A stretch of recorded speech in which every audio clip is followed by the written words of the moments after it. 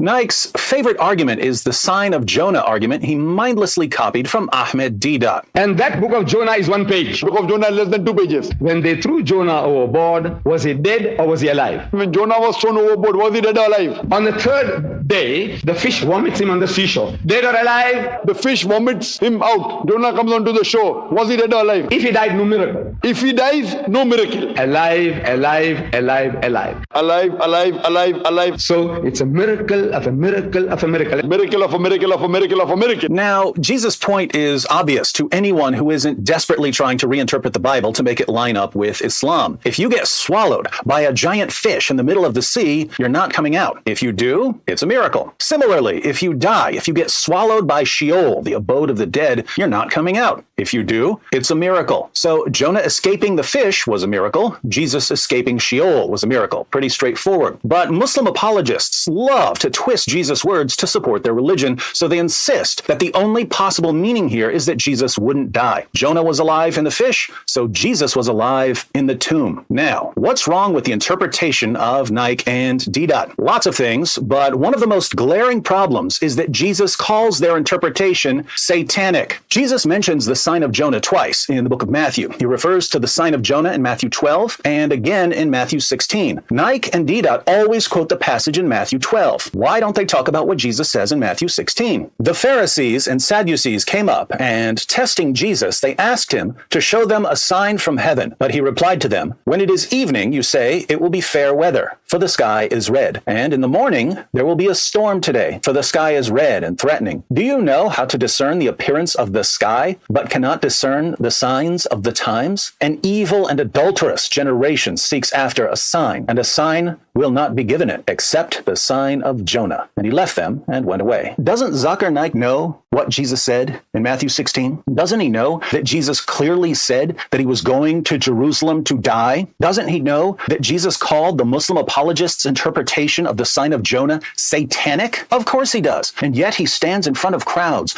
of gullible people who've never read the Gospel of Matthew, and he convinces them that what Jesus really said in the Gospel of Matthew was that he would never die on the cross. What kind of person spends his entire life lying to people about Jesus?